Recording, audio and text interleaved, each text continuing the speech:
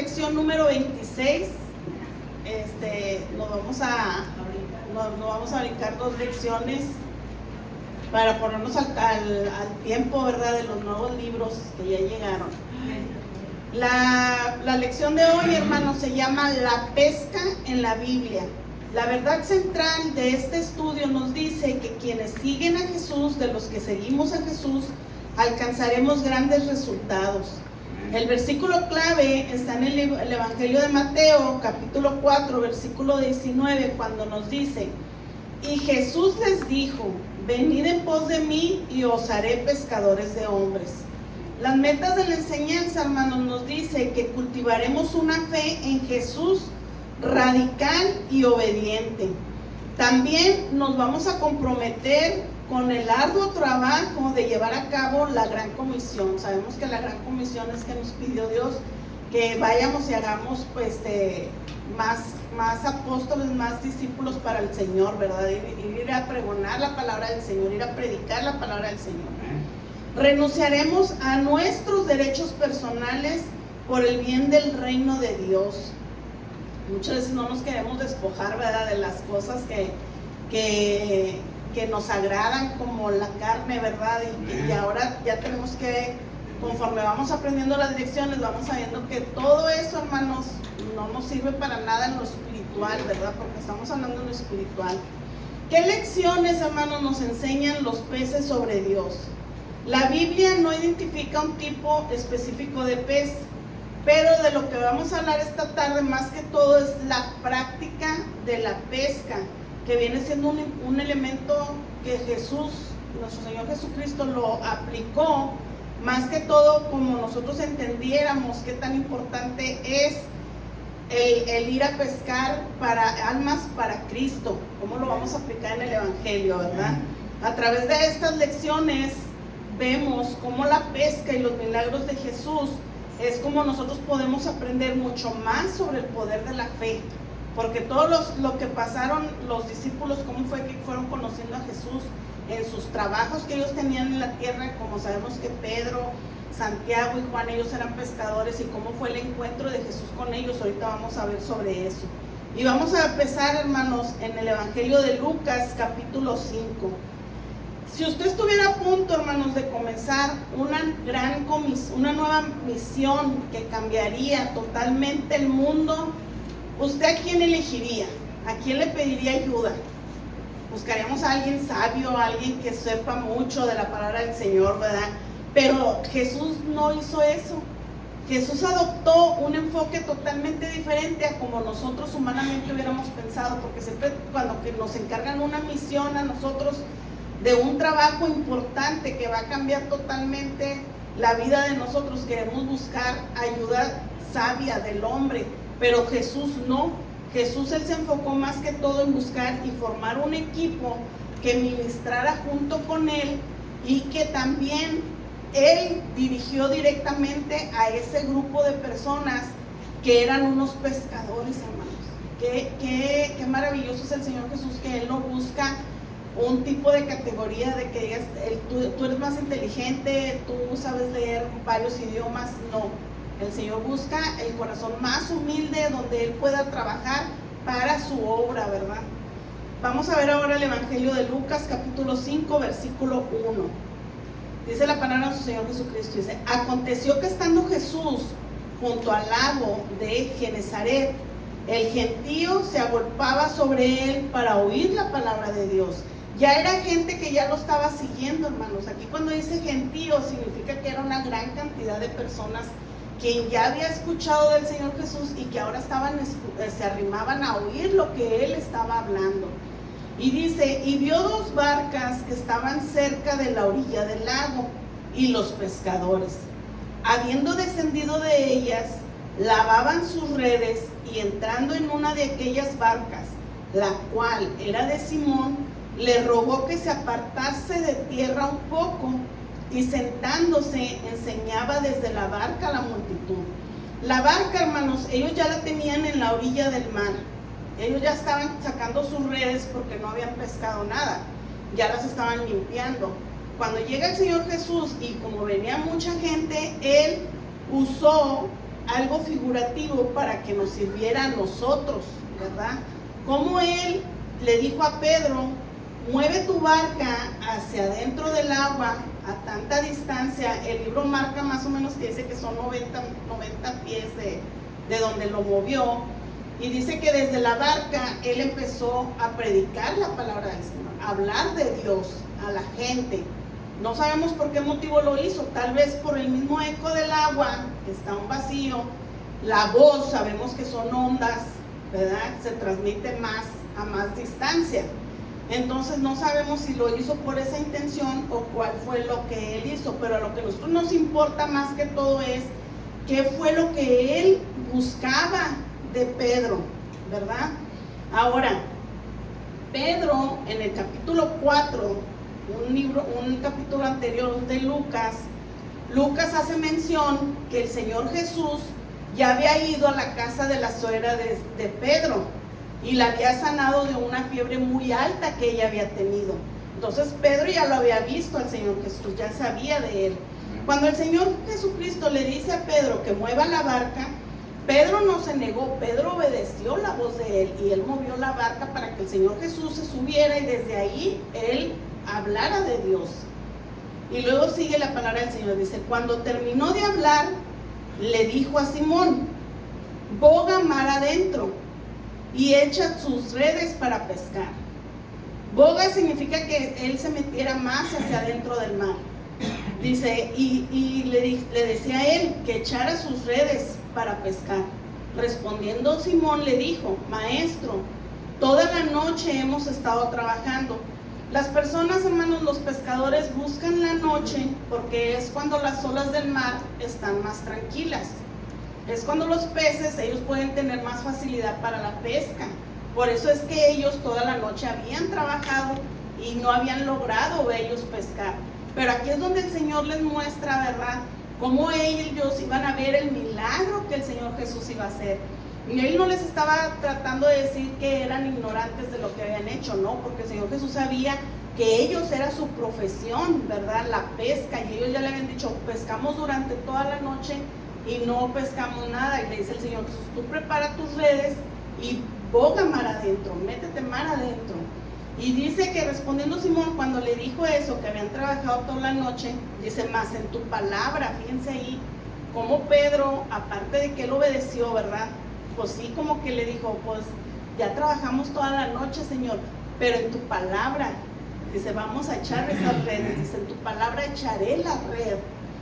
Hermanos, si usted lo aplica en lo espiritual, cada vez que usted tiene una misión, cada vez que usted se encuentra con una persona para hablar de la palabra del Señor, yo recuerdo mucho a mi mamá, que la pongo ahorita como ejemplo porque me acuerdo mucho de mi mamá, que ella decía, yo voy con mi hermana y le hablo de Dios y no sé hablar. Dijo, pero me salen palabras y hablamos y hablamos y hablamos. Y le digo yo a mamá, es porque Dios habla por medio de usted, o sea, la está usando el Espíritu Santo. Pero fíjense aquí, ya Pedro nos está poniendo un ejemplo, ¿verdad? Lucas, lo que él miró es de que cuando usted, hermano, salga de su casa, salga de la iglesia, salga de donde usted salga, dígale al Señor, usted nos encomendó que sigamos predicando su palabra, su evangelio, que sigamos diciéndole a la gente que el Señor Jesús murió por cada uno de nosotros, ¿verdad? El sacrificio único y verdadero que Él hizo. Y en tu nombre, Señor, permíteme hablar por ti. Úsame, usa mis cuerdas vocales y que seas tú quien obre, no nosotros, sino que seas tú. ¿Se fija usted cómo Pedro les dice, más en tu palabra echaré la red? Dice, y habiéndolo hecho, encerraron gran cantidad de peces. Dice, y su red se rompía. Fíjense qué tanta cantidad de peces estaba hablando Lucas, que miró, que dice que la red se quería romper del tanto pez que ellos habían pescado. Dice, entonces hicieron señas a sus compañeros que estaban en la otra barca para que vinieran a ayudarles. Dice, y vinieron y llenaron ambas barcas de tal manera que se hundían. Fíjese usted tanto peso, ¿verdad?, que ellos se quedaron asombrados. Yo me imagino que fue algo maravilloso, que ellos, a pesar de que se desvelaron toda la noche, que trabajaron arduamente y pues sacaron, yo me imagino, sus redes pues entristecidos, ¿verdad? Porque dices tú, pues trabajé mis 8 horas o 10 horas durante la noche, y luego al momento de que tú sacas tu red y no puedes llevar el sustento a tu familia, no nomás estás hablando del alimento, ¿verdad? Sino también un sustento para que puedas pagar tus deudas que ellos también tenían, y que ahora venga el Señor Jesús y te diga, bueno, vas a echar las redes al mar, y dice, y él todavía con esa fe y esa certeza de decirle, está bien, Señor, lo vamos a hacer en tu nombre, ¿verdad? Por lo que tú me estás mandando. Y luego maravillarse de ver esa cantidad tan grande de peces, porque dice que les hablaron a los otros que venía siendo, dice aquí la palabra del Señor, que eran Santiago y Juan, que eran los que estaban en la otra barca, para que vinieran a traer, para que pudieran echar todos los peces que estaban, dice, de tal manera en que se hundían. ¿Qué era lo que el Señor, aparte de que les estaba demostrando su gran poder y que tenía ese enorme impacto en los hombres de esas barcas? Los pescadores sabíamos nosotros que eran expertos en su trabajo, lo que ellos estaban haciendo. El Señor conocía todos los trucos, ellos conocían todos los trucos del oficio, y el Señor lo sabe, el Señor lo sabía. Al cambiar esas expectativas, hermanos, por completo, Jesús preparó este milagro para ellos, porque Él sabía exactamente cómo captar su atención. Así como cada uno de nosotros, ¿verdad? Cuando usted sí le pone atención en su trabajo, Dios te hace una enseñanza por medio de lo que tú ya sabes. El Señor sabe que tú ya eres algo bueno en algo en tu profesión, pero el Señor te prueba para ver si tú tienes esa fe en Él. Y ahí es cuando tú te quedas maravillado, porque dices, wow, nunca me esperaba que yo iba a terminar el trabajo así, o yo nunca pensé que las cosas iban a salir tan bien, pero es porque Dios tiene misericordia, hermanos, sobre cada uno de nosotros. Como esta muestra, hermanos, como muestra la siguiente sección de Lucas 5, que ahorita vamos a ver, ellos, de ese momento que ellos vivieron, nunca volvieron a ser los mismos, nunca. Así como cada uno de nosotros nunca volvimos a ser los mismos de antes. Tal vez, como hemos dicho, fallamos y caemos, pero nos volvemos a levantar con más fuerzas y volvemos a sacudirnos, pero ya no volvemos a regresar a ser lo mismo de antes. Lo mismo de antes. Tenemos que ir cambiando día con día. Vamos ahora al versículo número 8. Los milagros de Jesús no son solo pruebas de su poder, sino también maravillosos anticipos de lo que hará con ese poder. Para Pedro, Santiago y Juan, los demás pescadores, esa pesca milagrosa fue un anticipo de la obra mayor a la que Jesús estaba a punto de llamarlos.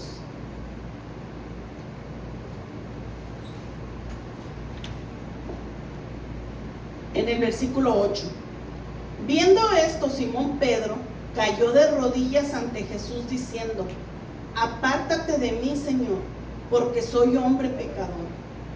Aquí, hermanos, a todos nos ha pasado eso. Cuando el Señor Jesús nos da una lección a nosotros, todos caemos de rodillas y le pedimos perdón por haber pecado en contra del Señor.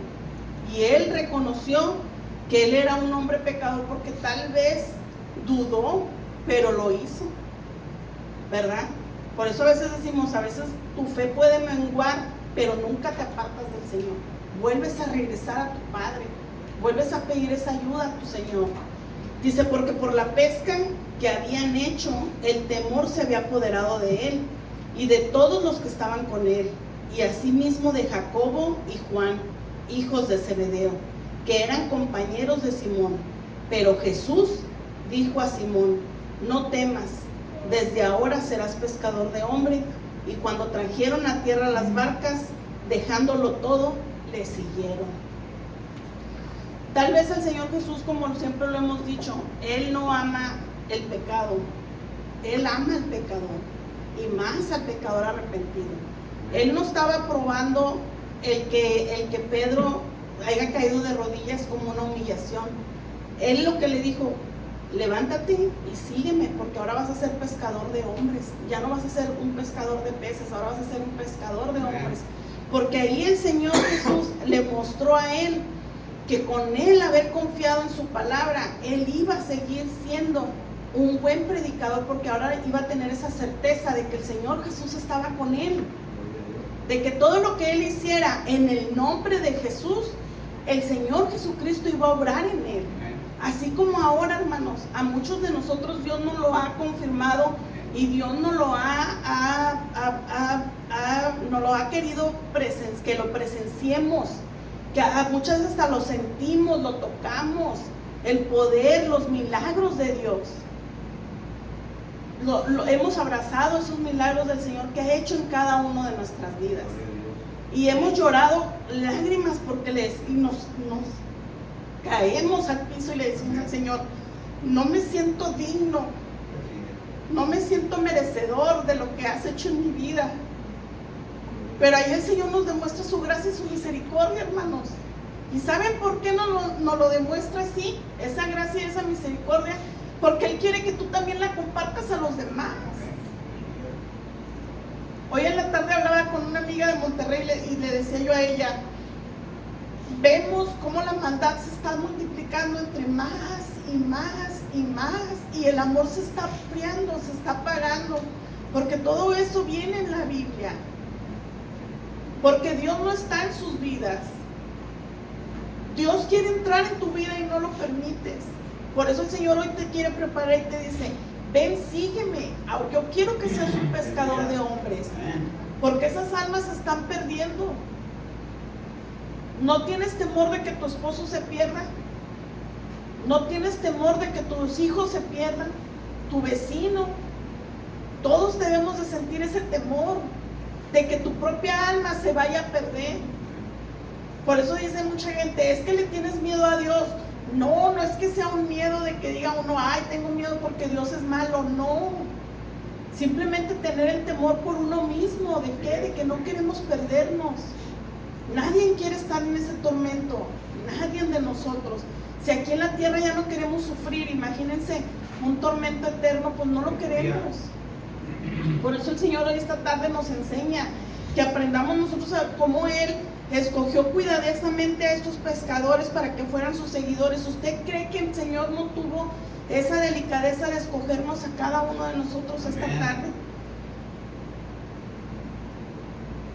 Dice, escogió cuidadosamente a sus pescadores para que fueran sus seguidores y obró un milagro personalizado para llamar la atención hacia cada uno de nosotros, hermanos. Por eso nosotros somos testimonio del poder y de la grandeza de Dios. Eso es lo mejor que usted puede predicarle a la gente, su propio testimonio, su propio ejemplo. Tantas cosas que hemos pasado y tantas cosas que hemos visto del poder de Dios, eso usted predíqueselo a los demás, cómo Dios ha obrado en cada uno de nosotros. Al igual que Pedro, Santiago y Juan, Jesús nos llama a confiar en su poder y a salir a pescar a hombres, a pescar esas almas, ¿verdad? Y todo para la honra y la gloria de nuestro Dios. Ahora vamos a ir al Evangelio de Juan.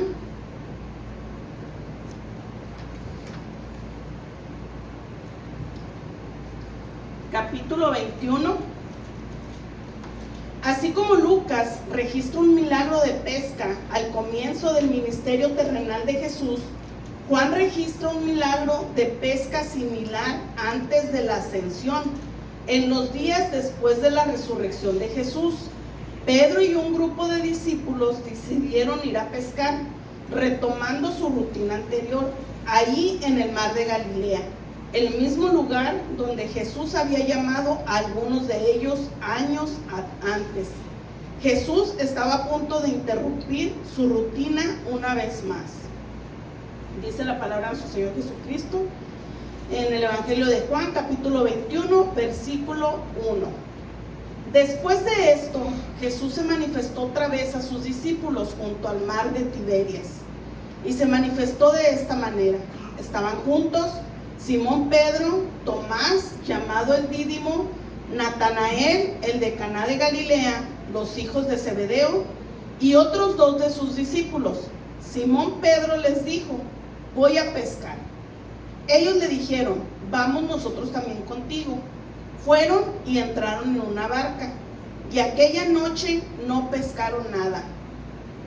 Cuando ya iba amaneciendo, se presentó Jesús en la playa, mas los discípulos no sabían que era Jesús, y les dijo: hijitos, ¿tienes algo de comer? Y le respondieron: no. Tal vez ellos pues Pedro, ¿verdad? No había recordado lo que ya le había pasado anteriormente, ¿verdad? Que no había pescado y que el Señor Jesús se le había presentado, porque esto ya había pasado años después, ya el Señor Jesucristo ya había sido crucificado. Por eso dice que pasó antes de la ascensión, antes de que Él subiera al cielo, ¿verdad? Ahora vamos al versículo 6. Dice, y él les dijo, echa la red a la derecha de la barca y hallaréis. Entonces la echaron y ya no la podían sacar por la gran cantidad de peces. Entonces aquel discípulo a quien Jesús amaba dijo a Pedro, es el Señor. Simón Pedro, cuando oyó que era el Señor, se ciñó la ropa porque se había despojado de ella y se echó al mar. Y los otros discípulos vinieron con la barca, arrastrando la red de peces, pues no distaban de tierra, sino como 200 codos. Al descender a tierra, vieron brasas puestas y un pez encima de ellas, y pan.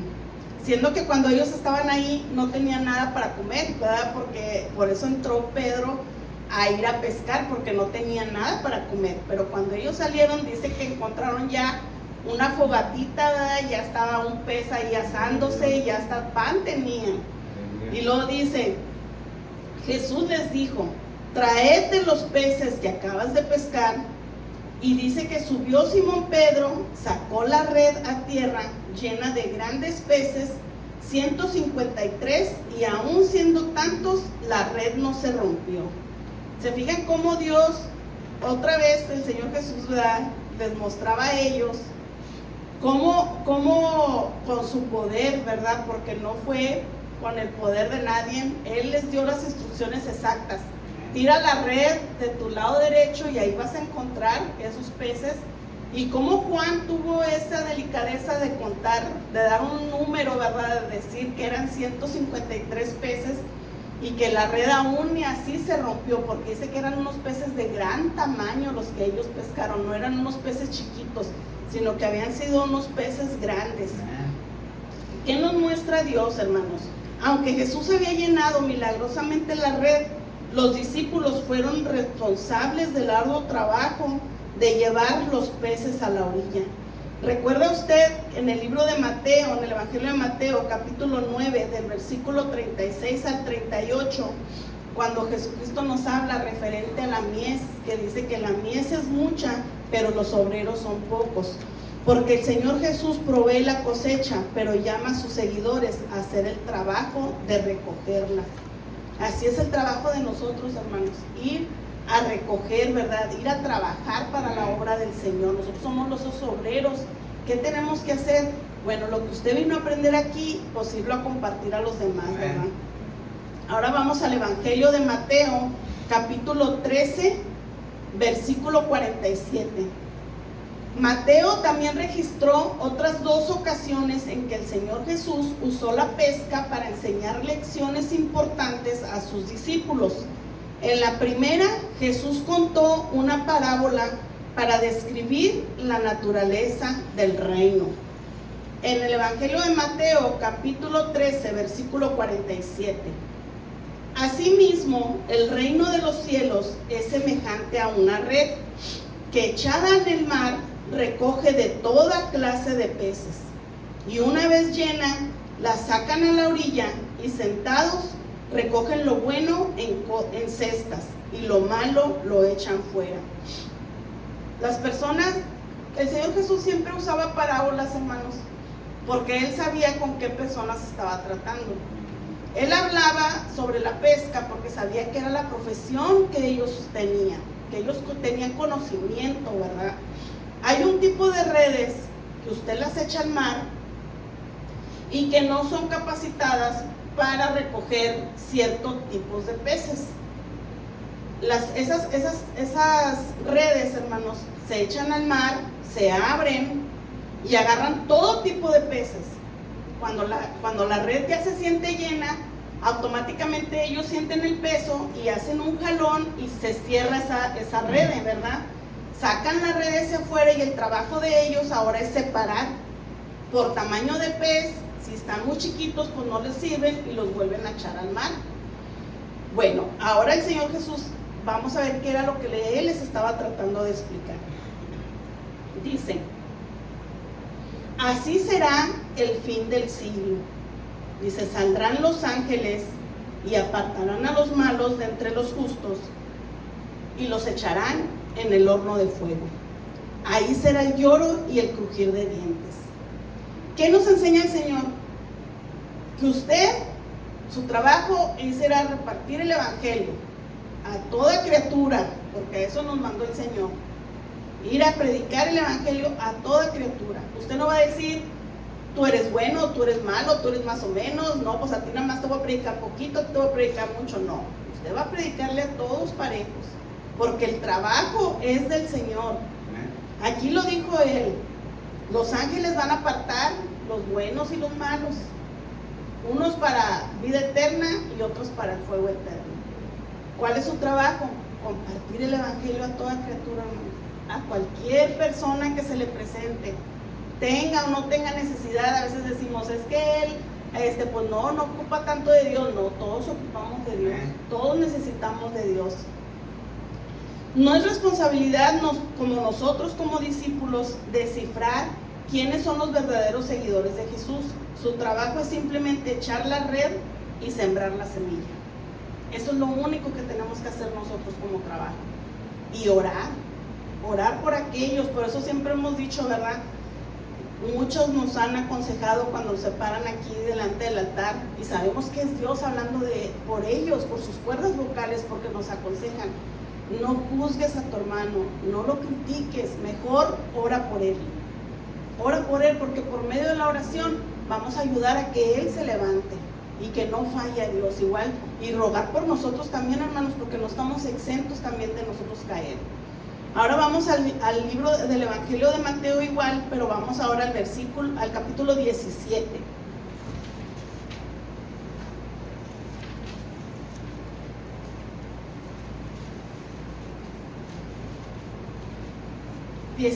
Versículo 24. En esta segunda lección de pesca del Evangelio de Mateo, Jesús mostró su autoridad sobre la naturaleza, su capacidad de proveer para las necesidades de sus seguidores y la sabiduría de evitar ofensas innecesarias.